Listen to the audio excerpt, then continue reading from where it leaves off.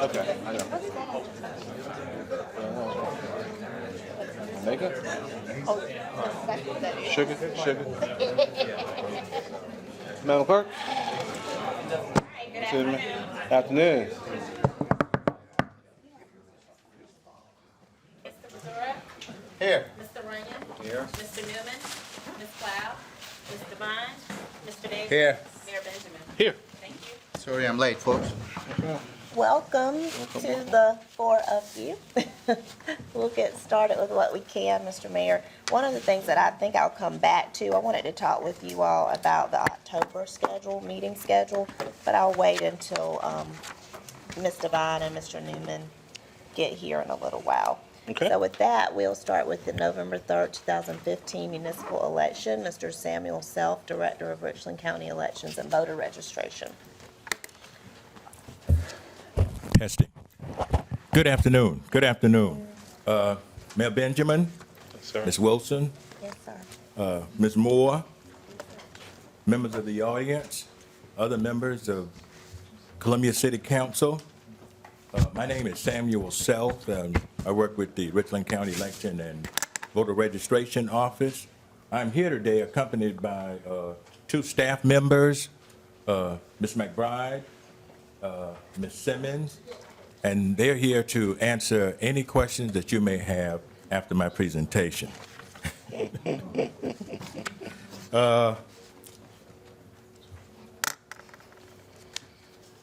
I spoke to the mayor just a few days ago, and I told him that my presentation today would only take about 5 minutes.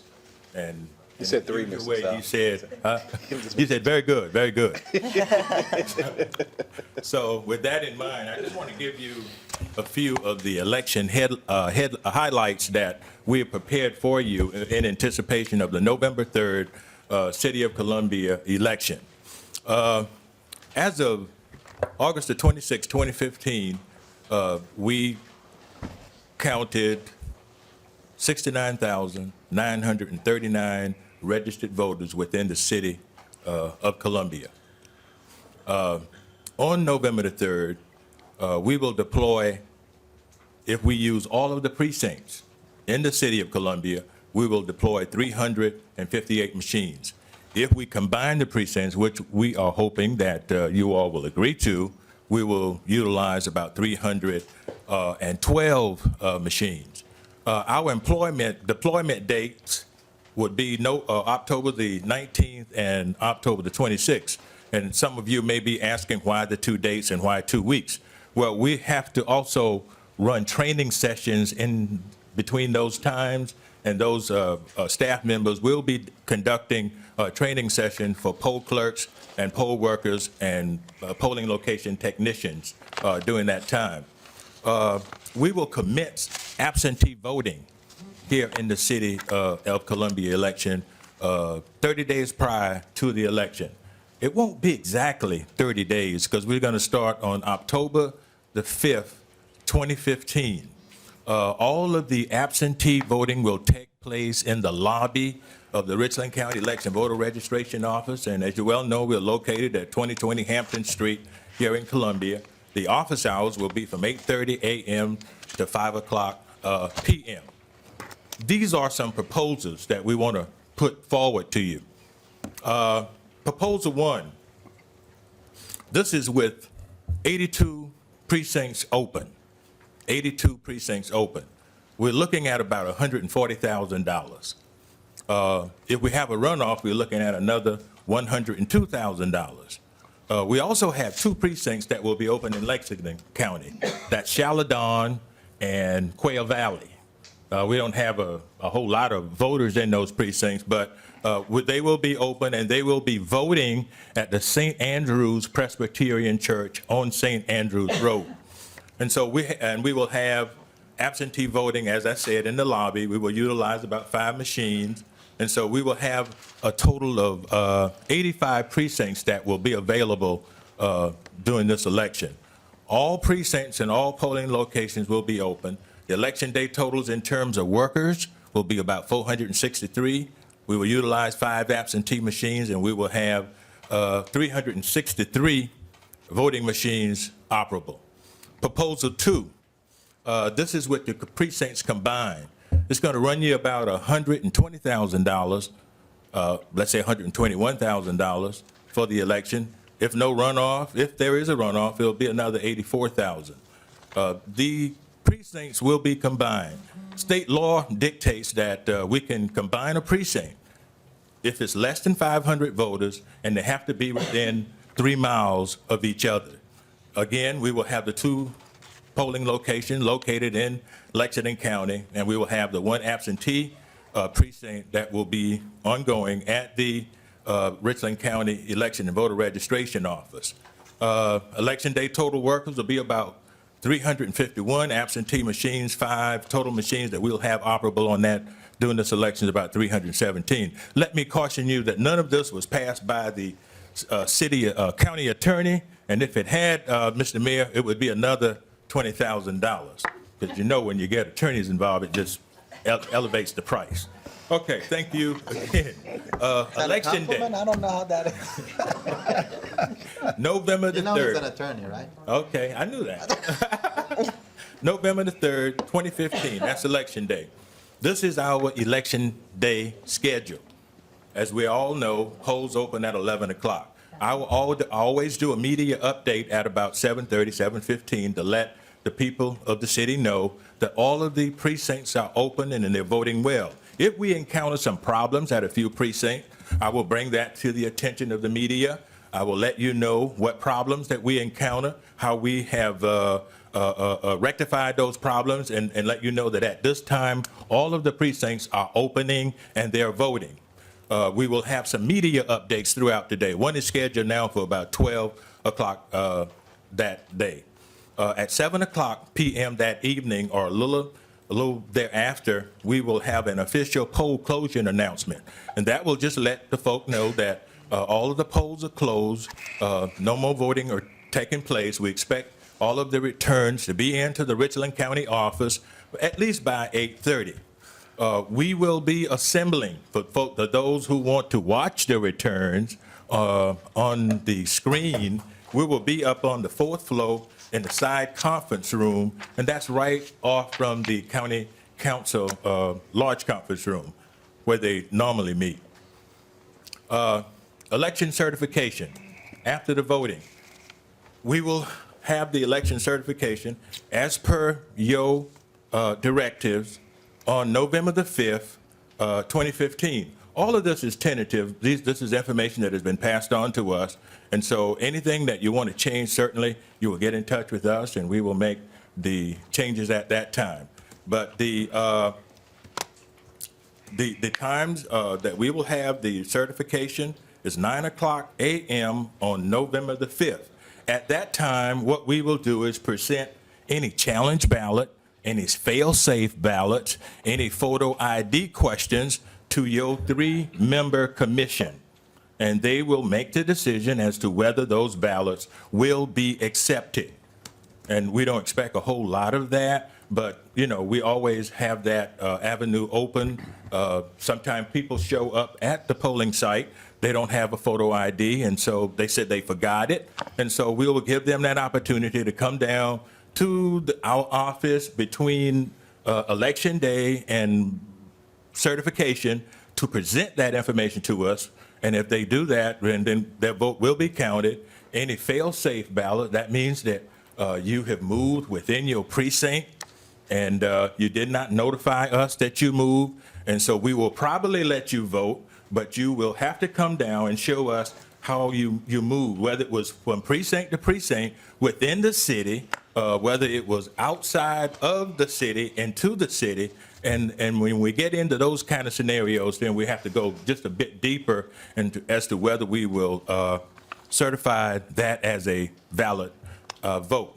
This will be done in the Richland County Administration Office. It will be on the 4th floor on the side conference room, That basically concludes, Mr. Mayor, what we had to present to you. And as I stated to you during our conversation, my presentation would not take longer than 5 to 7 minutes. And now we are open for any questions that anyone may have at this time. Questions? comments? So thank you. Thank you, Ms. McBride and Ms. Simmons, for the work that your entire team has done, working closely with our staff and with the clerk and with our city election commission. Some of you may know Byron Gibson serves as our chair, and Susan Kuo and Jay Bender, both respected lawyers and professors, serve as the city election commission. Well, we look forward to the November election being pulled off without a hitch. I will tell you, and certainly, I'm not sure if it's timely, I'm sure some other colleagues who aren't here may also have some input. As I shared with you, we always look at, historically, at combining precincts. Yes. It always gives me a bit of reason for pause. Obviously, every dollar saved is important. Certainly. But looking at maybe $19,000 in savings against the backdrop of some real challenges that we're facing across the country right now in terms of voter suppression and different other groups taking advantage of opportunities to discourage people from voting. Taking, looks like maybe 27 or so precincts that people are used to voting at out of the mix is something that concerns me, and I wouldn't support that. I'd like, this is the second general election. We had the special election in November of 13, but this is only the second general election that we've held in November in the city's recent history as well. And as we continue to try to build that habit of having municipal elections in November and off-year non-general election year numbers, I want to also keep up the habit of people going to the same place that they normally go in general elections. Yeah. So I'm not sure if that requires, if today requires formal action to give the commission direction. And obviously, we know we get what we pay for. And I'm fully prepared to financially commit the city for option number one. Mr. I would move that we do request the traditional precincts. I have the same concerns that you have. Okay, thank you. Did you want to say? Yeah. If you That guys- is a motion. He made a motion. Who made the motion? Mr. Davis. All right. Second? Second. Second. Any further discussion? We're going to, Mr. Mayor, I do like to maybe make available a number that if somebody has a question about where to vote, which precinct they're supposed to vote, have that available a little bit more than what we have before. I got calls in past elections that, they were supposed to, or thought they were gonna vote at that precinct, but their name wasn't there, where to go, and there was a confusion to who to call and where to call. If we can communicate that a little bit more this time, that would be very appreciated. Any precinct that we close, we will have notification at that precinct telling the voters where they should go to vote. We also send out letters, if that's your request, to those voters, letting them know that they are to go to that precinct that we combine. But we're not combining. Okay. We're not That's fine. combining. Okay. So- he's talking about general questions, Yeah, general general- challenges. Okay. Yeah, general Certainly. questions. You can always call, and I also brought one of these poll workers handbook, and it has information beyond poll workers information in terms of voting rate, situations and that kind of thing, and we're going to leave this over with the city clerk. And I ask maybe city clerk or city manager to maybe put that number down for all council members and other residents to understand that if you have a question concerning where to vote that day. We'll widely just to- publicize Yeah. it. Yes, sir. Yeah, you guys do a really stand-up job communicating with the clerk, and I think that communication's always been very healthy and good. Yeah. But if we all have our different email lists and everything else, I think probably giving us the opportunity to send out as much troubleshooting information beforehand would be helpful. There's a motion on the floor to support option one, as presented by Mr. Sell. It's probably second. Any further discussion? Seeing no one, moving to the previous question, clerk call the roll. Mr. Maduro? Aye. Mr. Murray? Aye. Mr. Davis? Aye. Mayor Benjamin? Aye. Thank you. Thank you. So much. All right. Thank you. Thank you. Item 2, the Columbia Museum of Art capital funding request. Ms. Karen Brocious, Executive Director for the Columbia Museum of Art.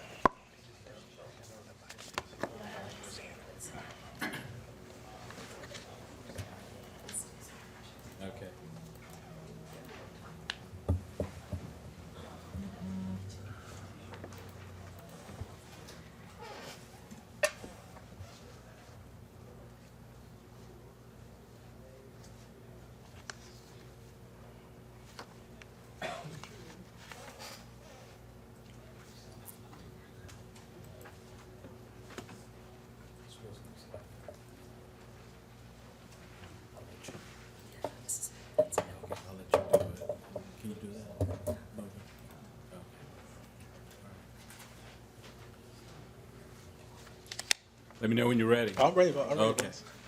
Good afternoon. I feel like Sam Self set protocol earlier with Mayor Benjamin, members of council, City Manager Wilson. I'm Luther Batiste. We have Karen Brocious here, who's Executive Director of the Museum. We have Claude Walker, who's the President of the board. We had the chair of the commission here, but I think he just stepped out, Carol Hayward. And with the members of the board and supporters of the museum, please stand. And stand. Right. It's my pleasure to be here. I'm the immediate past president of the Board of Trustees, as I said. And about more than 17 years ago, I was on city council, served for 15 years. And we worked very hard to bring the Columbia Museum of Art downtown.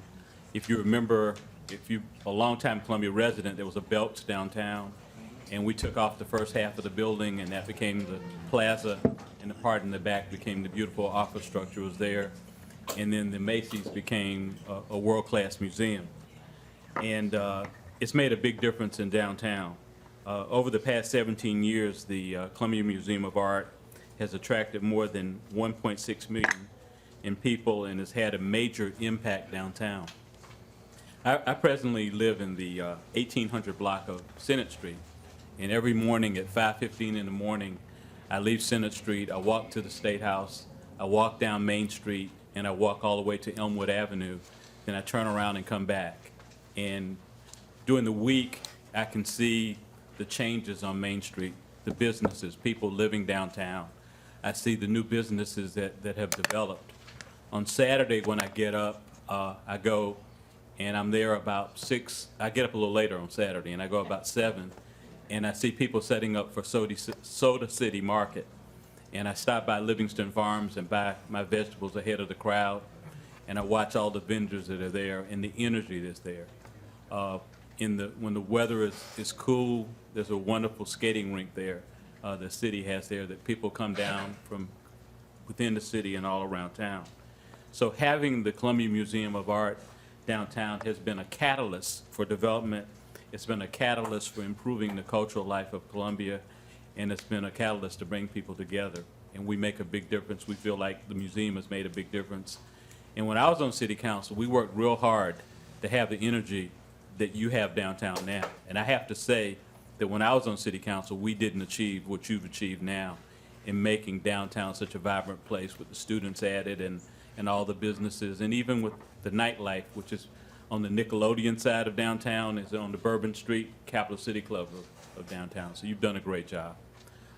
With this, I'll ask Karen, are you next? I'm next. Okay, and I'll sit down. Thank you again for having us here today.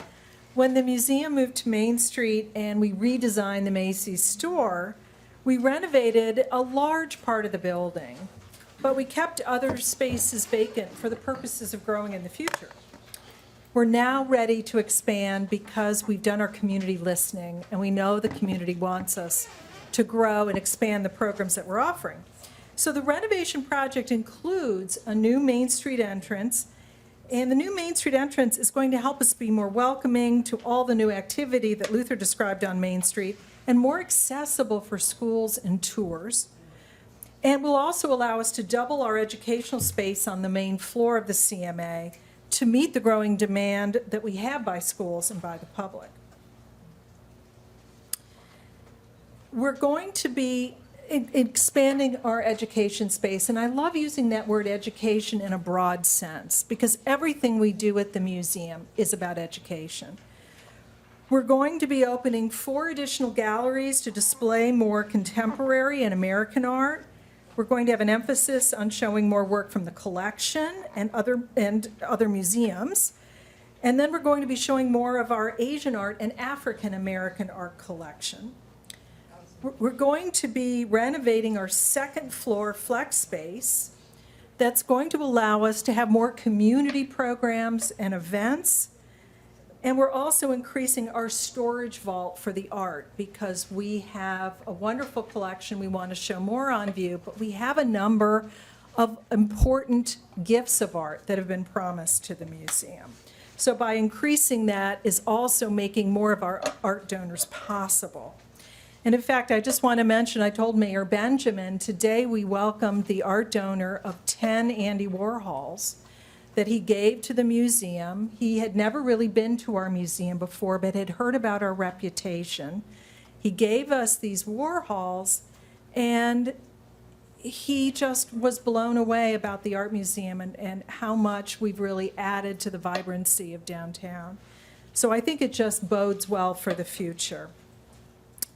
And then with that, I'm going to welcome Claude Walker, who's going to be talking about the actual campaign. Thank you, Karen. I feel like Luther and Karen have told you about the what and why, and my job is somewhat to tell you about the how. Now, I think it's important to let you know how hard the museum and its supporters are working to keep this vibrancy and openness and usability working. So what you see here is that have been quietly working on a capital campaign, and we have raised $10 million to add to our endowment.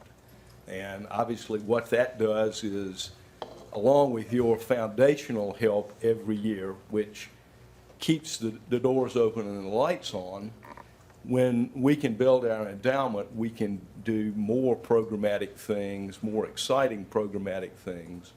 And the museum has worked hard to build that endowment and has already succeeded before we even go public with this capital campaign. And all of this, as Karen has said, is so that we can increase our access, increase our services, and part of that, she's already alluded to, is renovating, I went too fast, but renovating our space. To that end, we're looking for $1 million from council.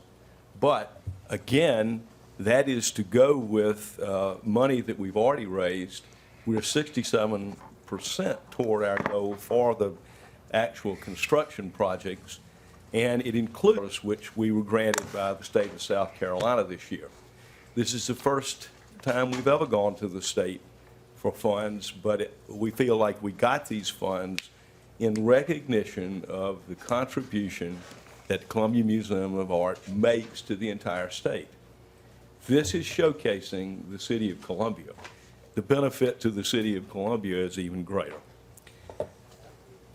So, I get to end by what is really the most important thing, a reminder that you represent councils that have come before you that have supported the Columbia Museum and its foundation annually through its growth and now in its vibrancy.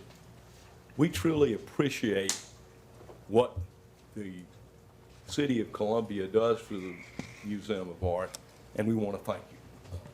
Thank you, Claude. Well, thank you. You guys have any questions? I think we've had Councilman Batiste in this building more this last month or so than he's been since he left council, which is a good thing. Claude and Luther and Karen, thank you for your presentation. I think you know you have strong and deep support here in council for continuing to build the museum. Luther, thank you for the compliments of what the city's been doing, but the reality is that we're building on a very strong foundation. I think probably the two most significant things that laid the foundation for what Main Street's seeing. One is the relocation of the Art Museum to Main Street. The second is the establishment of the City Center Partnership. I mean, I think those two things, a lot of other really good and big things, Mass and the Hub and everything else, but those two set the stage for what we have here, and those span several administrations. As I discussed with some of you individually, I think Cliff he asked me some questions about it. The issue before us is, and this may be the second, third time, but a couple of years we've been talking about this. It's something we need to make happen. The reorientation of the museum's opening and the facade to Main Street is key to the continuing growth that we see happening there. It's something we got to make happen. The challenge before us is of course that, along with the Art Museum, we have a number of other very significant capital projects that obviously don't fit into the box of the typical HTAX appropriations process because they're so large and would consume maybe 3 or 4 times over the typical appropriations we do in that process. So if we're going to make this happen, and if we support this initiative, which I do, and I will vote to make it happen, we're going to have to look at doing some type of a small HTAX bond, one that would include several projects. This is one of them. And obviously, we had a presentation to council, I believe it was August 4th, that laid out a number of different options before us. And I'd love to see that, and I've told the city manager I'd love to see that before us sometime over the next 30 to 60 days. Staff gave us a pretty detailed layout of what the not just what the potential projects could be, but what the process would be for making that happen. I'm going to support the HTAX bond when it comes in support the funding for the museum. So it's a big deal. We appreciate all the work that you do. You guys, I mean, every time you do something, I'm impressed, and then you come back, you top it. So you guys keep up the great work. Keep up the great work, and we'll be there sometime in the next 30 to 60 days. So we need you to suit up and come back one more time, and we'll be ready for you when you come. But it's going to be happening soon. And reminder, this is the city's asset. Yes, sir. Yes. Karen reminds me every time I talk to her. Yeah. So- Thank you very much. Thank you. Thank you. Thank you, Councilman. Thank you, Karen.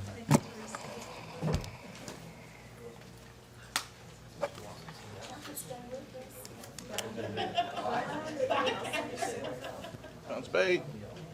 Thank you.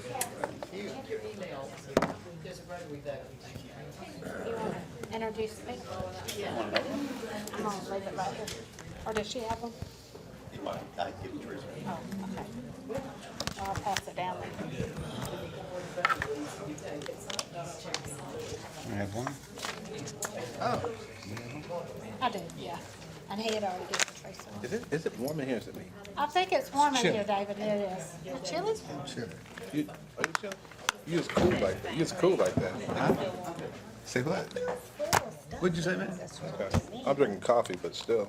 It still warm to you? Yeah, I'm the only one. You felt warm? No. I'm cool, but don't worry about me.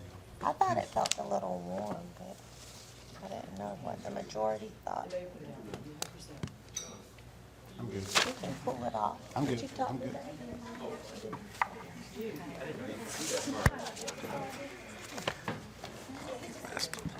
You did, okay. Asked to be about this. And I asked her about that. She said that is there. That. And she. So I was talking this next meeting. If we said that towards this. I said that, my guess is all this will run to there. I'm pretty sure that. How is that? I'll tell you.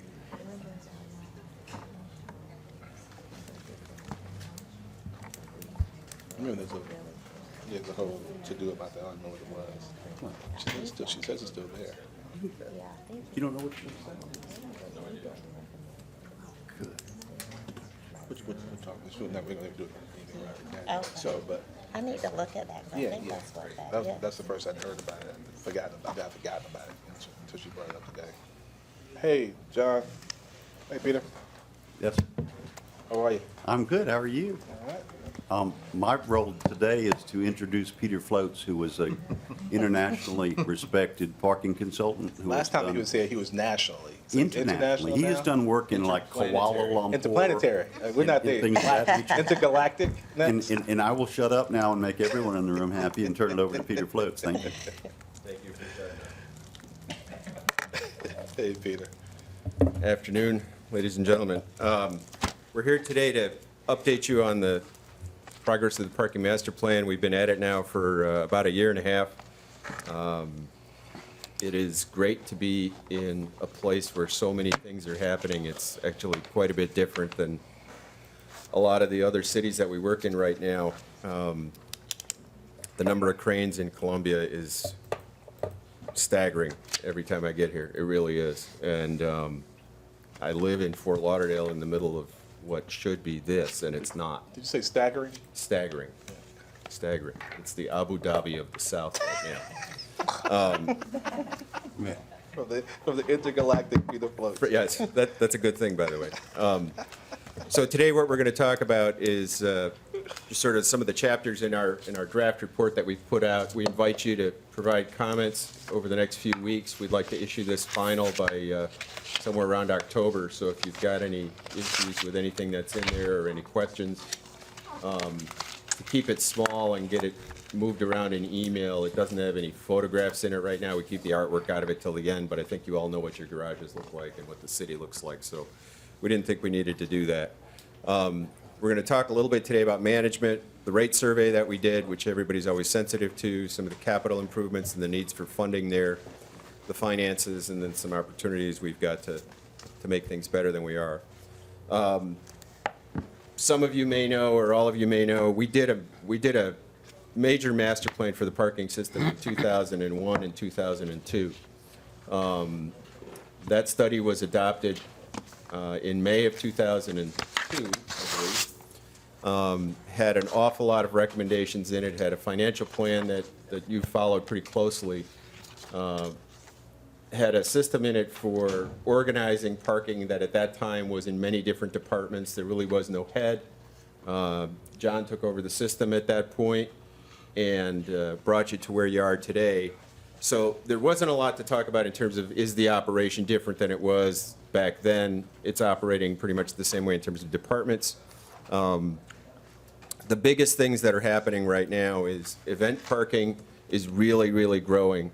All the growth in your downtown and in the Vista right now has to do with evening uses as much as anything else. One hotel after another, restaurant after restaurant after restaurant. We have, just as a person that travels an awful lot, I have more meal choices here, I feel like, than I do when I'm in Manhattan. At least better ones, food I like to eat. And so what's happening in the system is we're starting to see event parking and special parking in the evenings. The revenue from that has tripled over the last 5 years. It's still a small part of the total revenue, but it's moving up very, very quickly. And what we need to do is we need to figure out a way to get a little bit more nimble with our staffing for that, because it's very, very difficult to take municipal employees and start moving into nighttime hours, weekend hours, 4 hours at a time because there's a game or there's ice capades or something like that. So that's one of the things that we're spending some time on. I came to you a couple of months ago and we talked about creating a marketing position. That position's been approved now. It's in the new budget. I believe that's going to be coming out in a couple of months. We think that's a really, really important thing for the parking system now to have, to communicate directly to the business community, understand how they can do validations, understand how they can arrange for spaces, and to start looking at doing third-party management through the system. You've built now over a decade a very, very good parking management system. You've got parking management software. You've got people that understand what they're doing. And you've got a lot of people in town that own 1 or 2 parking lots or 1 or 2 parking garages that are bringing people in from outside to manage these things. We think there's an opportunity for you to offset some of your fixed costs by going out into the private sector. You can compete because your costs are less than anybody's, and get those people under contract, be the 800-pound gorilla in parking in town, set the rates, set a brand. You've done a great job with creating a brand right now. Everybody knows when the city has something going on. And then something we championed 12, 15 years ago that you guys have done a great job on is we talk in our report a lot about the economic development role that parking takes. It seems like there's not a deal getting done that doesn't center around parking somewhere or another, whether it's helping somebody with supply in the hub's case, whether it's Bull Street and you all making an investment in a garage. What we forecast 12 years ago, we all talked about back then has come true, and that is that the center of economic development in downtown is making sure we have an adequate parking supply. So one of the things we're starting to try to do right now is look a little bit over the horizon to where you need to be next, where you need to make investments next, and what abilities you need to be flexible enough to make things happen. There's a whole chapter in the report about rate surveys. We looked at Savannah, Durham, Raleigh. couple other cities where you are, and we make recommendations in the report on some adjustments for rate. You haven't adjusted rates in some time. We really think it's important that what you do is look at this every year. It's not something you need us for. You can check rates yourself in surrounding cities and in peer groups. You can make a decision about where you want to be economically, whether you want to be at the top, the bottom, in the middle. But one of the things we like to tell our clients is that you need to adjust your rates to manage your demand more than anything else. You want to manage the behavior of the people that are parking here. And one of the things that's come up as we've talked about vertical development has been managing the demand for reserved spaces. Reserved spaces are very, very expensive for you. You're leasing somebody a space that nobody else can use. There's no turnover, there's no absenteeism, there's no nothing. There's a sign on a space, that space belongs to somebody. Now you're leasing real estate to somebody instead of giving them a license to come in and look for a space to park. So our suggestion is that you start to adjust the reserved rates a little bit higher to get that demand to kind of go away. You need to limit reserved spaces to no more than 10 or 15% of the spaces in a garage. And the natural way to do that is just get that rate up a little bit. Your revenue will stay flat because your demand will go down a little bit. But you'll make more space available for people that are coming for visits or lunch or whatever else you might need for transient uses. So those are in the report. We're also recommending, we've talked about this once before with you, that you go to $1 an hour and then allow some flexibility for a pilot project to do dynamic pricing on the streets, where we would take high demand areas and go to $2 an hour in the middle of the day. Go lower in some areas, higher in others, so that as sort of the obvious example is in the center of the Vista at lunchtime, those spaces should be $2 an hour right in front of the restaurants, and maybe 75 cents or 50 cents an hour a block away or a half a block away. What happens is the average user pays the same, but you start making those spaces right in front more valuable so that employees aren't parking there and you get turnover in those areas. With the passport system that you all have brought in now, the pay-by-phone system, we can tell by block face where the highest demand is, and we can experiment with that to see what's going on. Just as John and I were kind of talking about it before we got here, and you had 8,000 transactions already in the first month. Wow. Probably thanks to the fine speech you gave, Mayor. But we think now that the students are here, that number's going to grow substantially. And Passport's experience, from what they're telling us in most systems, is they see a 10-12% increase in revenue just from people being able to pay with their systems. And that's mostly because when they pay, they'll pay for the maximum amount, whether they stay or not. They'll pay for the most amount of hours. So that's in our report also. One of the things that you've done in your budget, and we think is a great idea, and you need to make sure you keep doing it, is the capital improvements project. One of the things that, when we looked at your expenses over the past 5 years, we were initially really impressed with sort of the management of expenses, but what we figured out after we dug into it a little bit is you haven't been doing capital improvements to the garages over the past few years. It's starting to show that needs to happen. So you've got it in the budget this year, and it's another reason for us to look at rate management a little bit over the next couple of years, is you need to be able to fund that. We try to use the nice word customer experience, but basically what the garages look like near the entrances, near the lobbies, and the elevators is starting to look a little bit tired. And we need to make sure that we give the parking services the tools they need and the funding they need to make sure that doesn't happen that way anymore. In terms of finances, we ran through 5 years of where you've been right now. I find this stuff kind of useless, and I like to use this, which is we take everything and we normalize it back to the first year and look at what's been happening since. The gray lines are tiny little garages, are really meaningless data, so you can sort of ignore those. But the bottom 3 garages are the new garages. And what you're seeing there is the use of those starting to ramp up. Those garages are all starting to fill up very, very nicely. Don't expect those results anymore. You're not going to get, 500% over 4 years anymore in the city center garage, because that's now starting to peak out. What page is that on in here? Is that in here? No, that's not in there. That's a slide that's in here. I can email you this. It's it's this math. All it is each one of these years divided by the first year.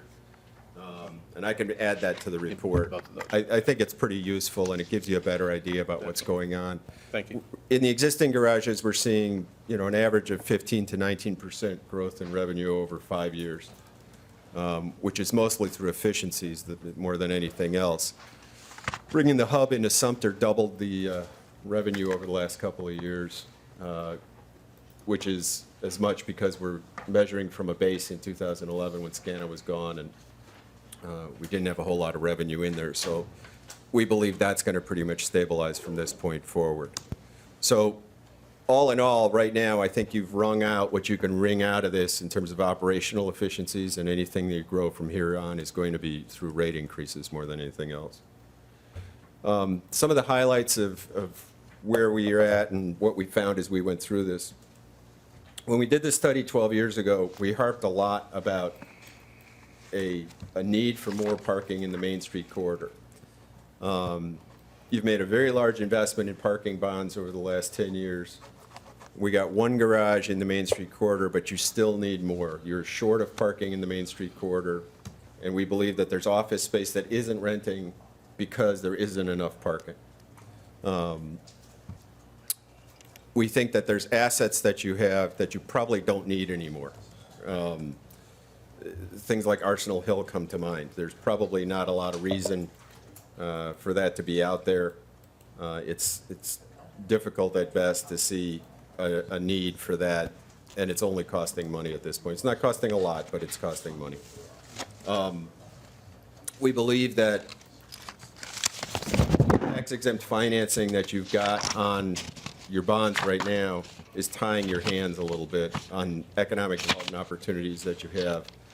And your staff has already started looking at options to that. I'm sure is coming to present them to you, but we reinforce that analysis for sure. You need to be looking at what else you can do so that as you try to make, whether vertical development or other opportunities come true, that the whole tax-exempt portion of the code starts to fall away and not tie your hands. We talked about the capital improvements program. We think that that's really important and needs to be implemented. We talked about the hourly rates and the on-street rates, the dynamic parking. One of the things we want to come back to you with is talking about creating, you already have a parking corporation. We think that we should look a little bit further at that instead of just an enterprise fund. So that, again, that ties into the financing that you're doing for some of the economic development deals. If you acted more like one of your development corporations in your parking fund, you might have more flexibility to be able to do more things like that. In the Main Street corridor, we very much believe that the parking meters need to go back. That hasn't happened yet, right? No, but we did a turnover study. We did that experiment last year about getting the meters off of one block, and it wasn't much of a surprise. What we found was that people stayed in the spaces a lot longer, and there was less turnover, so there was less parking available for patrons of the retail. And we've had some stakeholder meetings and made presentations to that effect. In 5 Points, What was the feedback from stakeholders? I didn't hear a problem. We talked about putting meters back on the street, and I didn't hear any hue and cry. Matt, did you? Yeah, I think for the most. I'm sorry, you're the chairman of the meeting, not me. For the most part, that's true. I mean, there are differences of opinion. Some people like having the free parking, but I think it is true that it's hurt the turnover in the area, and I think that's some of the merchants, particularly the ones with a lot of volume, would like to see more turnover. Sure. That's what I hear from often. Apologize, Most Mayor. often. We've looked at 5 Points again, where we looked a decade ago, and our position remains that parking in 5 Points is an economic development question, not a parking question.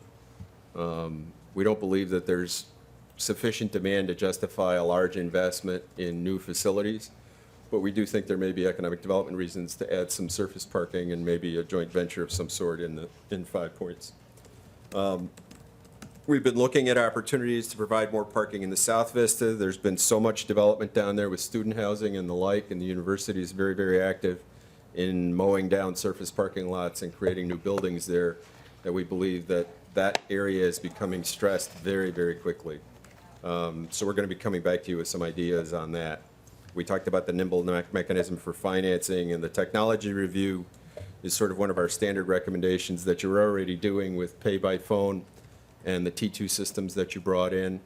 That's an ongoing process, and what I'll say is, so far it's going relatively well. I mean, I think that Mr. Spade is teaching the cellular pay-by-phone guys a couple of things about parking. That's working out very well. So with that, we'll entertain any questions, or, Mayor? Mr. Davis? Just too quick. The report sounds interesting. I'm looking forward to reading it. Just two quick questions. What do you estimate as the current rate, the percentage for reserved parking? That seems to be a, We're recommending no more than 10 or 15%. what is in it a now? garage. Right now, it depends on the garage. Some garages, I'll let John answer that directly, because he knows the data better than I do, but I think that there's some areas that are quite a bit higher than that. In the major garages closer to Gervais Street, Lady Street, Washington Street, Sumter Street, of course, we don't actually have any reserved in Sumter, but those garages are $105 for reserved. You get out into Lincoln Street Garage, Park Street, it's $80 for reserved and $65 for unreserved. And we agree totally with Peter that we need a cap on the number of reserved spaces. What is the percent now of reserved spaces? I'll give you Lady Street as an example. There are 274 reserved parkers that are paying for reserved parking out of 1,006 spaces. We think that's way too high. It's almost 30%. Right, In okay. other That's garages, it's a lot consistent? lower. Are you finding that that's consistent amongst the parking garages? I think. I thought that's what was what I I heard. think, too, you have to look at each individual garage. Each garage has its own personality. You take Park Street, we have very few monthly customers. We're relying on customers to the hotel, the convention center, and the other entertainment venues, so we have very few monthly parkers at all, much less reserved. Now, the parking corporation, it's the first I've heard of that. What is that? Well, you actually have one today that's in the Discovery garages down at USC. You created a You mean parking the corporation. Parking Facilities Corporation, the float the Right. bonds to facilitate the development down in Vista. You guys have any new City development? or? City, City. And all we're suggesting is that in some of these economic development opportunities where you're making commitments and you're making investments, think more like a developer would think, or the private sector would think, and isolate your assets so that the city is protected. So that when you make an investment or you try to leverage something, you're only leveraging the parking. You're not leveraging sort of the general promise or the good faith and credit of the city. Of the system. Yes. I guess was that conduit financing through JEDA? I'm trying to think. I don't know if it was through JED, but that was back in 2007 Yeah. before the Discovery and Horizon Yeah. Garage with USC. Yeah. Right. And with Peter's comments taken to heart, I think they're right on point. That preceded me being here, but that was a good move by council to facilitate the development of Vista. What we're seeing down there wouldn't have happened if you guys hadn't made that move back then, so. But I couldn't agree more. That your approach would make us a lot more nimble and than we have been previously. Okay. Thank you. All right. You mentioned maybe dispensing assets. You mentioned Arsenal Hill. What was the other one that also was been covered in gray there? What was the other one? Divine Street, you've got some surface lots. I think Okay. that there's some assets that are contributing very small amounts, Sure. if anything, that Sure. don't make a whole lot of sense. Okay. If there's a way to get them back on the tax rolls, why not? Okay. All right. Thanks. Good to see you tomorrow. All right, thank y'all very much. What happens officially when one councilperson goes to the restroom, we have a report, we wait? Just can't vote, we just can't vote, okay. Might be a long way. Let's see.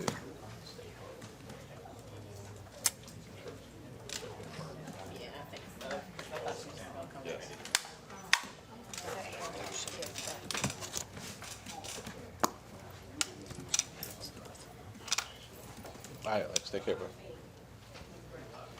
What do we have next? Wait a minute. It's, Chief, you gonna give us an update on Busby Street?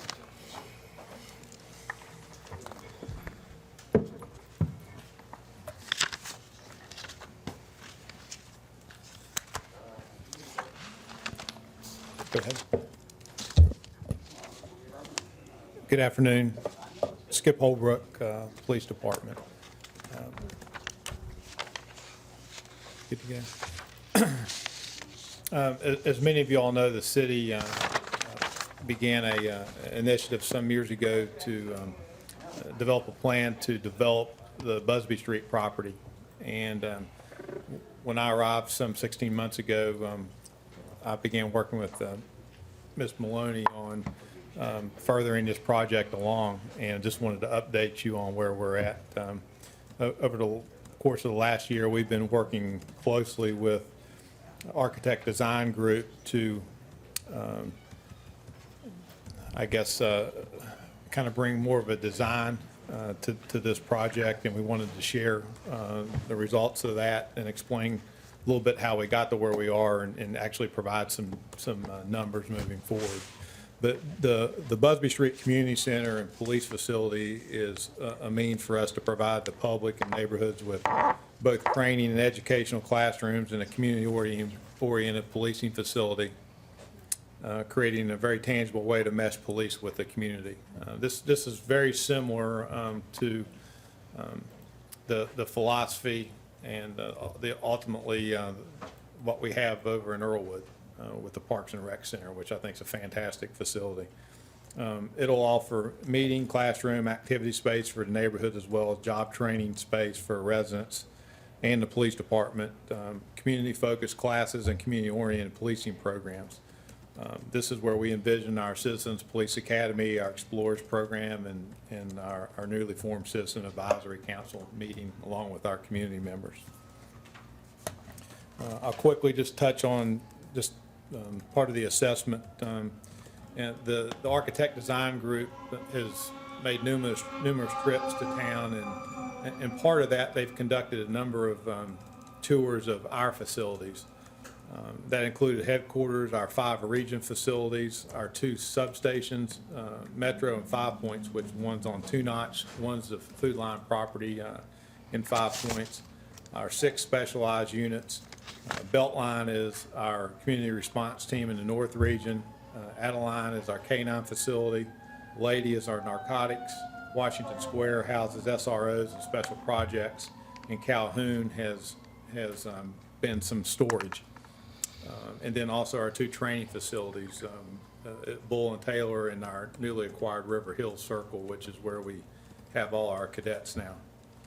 They also conducted some one-on-one meetings with our department personnel, as well as met with community and neighbors. So we're kind of doing 2 things at once here. We're looking at some needs assessments with the police department, our overall facilities, and then also, and the reason we're doing that because we know that will impact ultimately what we decide to do with Busby Street. As we reviewed our space needs, one of the reasons we partnered with Architect Design is they are a public safety architectural design firm. So we looked at industry standards, and we also looked at, as the city continues to grow and develop, how the police department would need to grow. As we're doing that, part of our discussion is we know we're going to redistrict, draw new geographic lines for our patrol regions. That hasn't been done in over a dozen years. And we know we're also looking to establish a 6th region, which we're going to refer to as an entertainment region. So we asked them to provide us with a formula moving forward to essentially, they know what our regions look like. They're comprised of a captain, administrative support secretary, an executive officer, sergeants, corporals, and patrol officers, and what that facility would look like. And an ideal prototype, just for discussion purposes, is a little over 9,000 square feet. We also, again, refined our needs for Busby Street, and then we have some considerations and development and cost options moving forward. The findings concluded that we currently have a total of, and this is all combined facilities, of 136,000 plus square footage. And if you run that, if you keep running that out as we would grow with the city, it's projected, if you run that up into the 2040s, which I hope I'm still here. We all sit there. I set my goals high. You know, that square footage is, if you ran it out, how our department would grow would be about 165,000 square feet.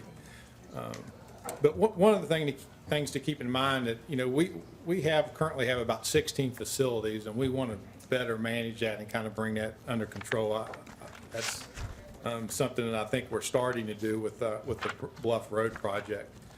The police headquarters is right now about 31,000 square feet, and their recommendation would be a facility of about 76,000 square feet. We know we can reduce that footprint needed based on what we do at Busby Street, and we'll get to that.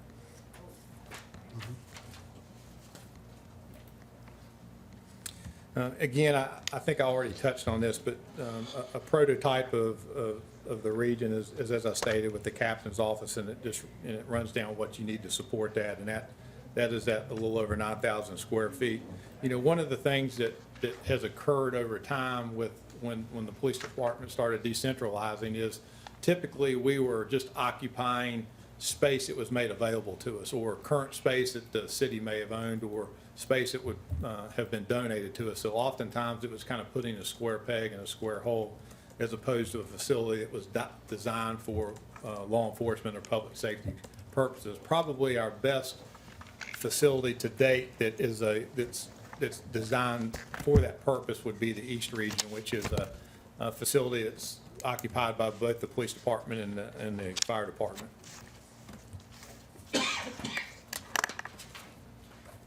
So looking at Busby Street, we kind of approach this from a menu standpoint with three different options. The one thing that remains constant through these options is the community facility.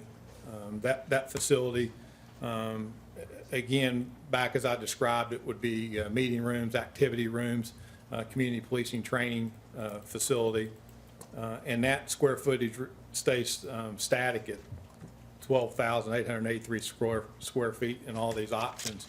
What changes between option 1, 2, and 3 is the police facility, which is a separate facility on the site. And the first option includes our lab and evidence and property, as well as our emergency operations center / real-time crime center.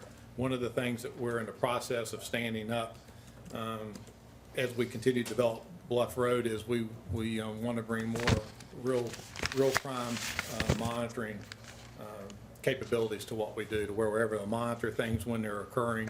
If we have special events, that we're able to house people in an EOC facility and watch things as they unfold. As we would continue, and of course, you see the numbers, that's a little over $13 million. I'm glad you're sitting down over there, but the one thing that I think is important to note is really, and what our recommendation is, option 2 is really the option I think that we have to, at least at the minimum, concentrate on, because as we stand up Bluff Road, ultimately when we decide on Busby Street, we want to be able to take what we have at Bluff Road and move that to Busby Street.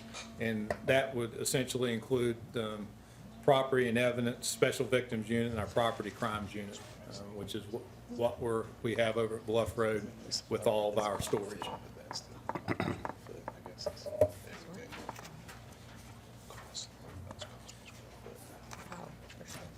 If you just go on to the next slide, again, we're recommending for discussion and pushing forward, beginning at option 2, which is $14.6 million. And this includes all the site work, construction, and the furnishings for the facilities itself. And then lastly, if you'll go to the actual layout of the property. This is this is where the property is located, off of Farrow Road. This is what's referred to as a Clyburn pedestrian bridge. Everybody, I think, is very familiar with that. What they have created is a pedestrian passageway here out to Farrow Road. It's heavily lit and monitored. There's a community center with parking. There's a lot of what they describe as environmental berms and Buffers. buffers, very, thank you. And the police facility with this public plaza area, kind of a multi-purpose area for, festivals or outdoor events. And there's also like a play facility that they suggest for children with the community center. Ms. Devine, Hello. this is, And I'll be glad to answer any questions. That's a very quick overview from about 10,000 feet from a non-architect police executive. I think I see it. The walking trail is still in there. That was the commitment. Yes, to the sir. community. There's a Yeah. perimeter walking Right. trail. Okay. It has those exercise stations and. Okay. Were there copies of this presentation, Chief? Council? We have this. We'll need to disseminate it to council. And this is what I emailed to Ms. Plow, and I'll just forward that on to everybody. Yeah. Okay. Yeah. Thank you. When, Yes. when you start construction, or not? When do we start construction? Mr. Vaughn. Are you finished with the design? The period? As soon as we identify that funding source, they will do that final design and we'll present that to you all for. Oh. And it wasn't really for the chief, it's for Yeah, Felicia or Missy. Overgrown. Yeah, the ladies on Guernsey called me again last week. Apparently, we've been cutting it, but whoever's cutting it has piled like the leaves and stuff up against their fences. And so they're concerned about, number one, fire, but also snakes and stuff. It's apparently, I didn't better get a take- chance to drive through there, better but. take care of those ladies on Guernsey. Yeah. Need to haul that stuff. Really, I thought they were hauling the stuff out of there. I mean, you can't leave it, man. Yeah. Those so are all- we can We'll check check that. into Because that. they're all Just wanna keep your business elderly in. women. man. Thank you, Chief. They Thank you don't very much. have the capacity Thank to you. get out there. But they'll be happy when That's that's good. there, so we won't have to worry about those things. Maintenance. So we wanted to just give that as an update for Yeah, today. thank y'all. Thank you, Sounds good. Felicia. Thank you very much, Felicia.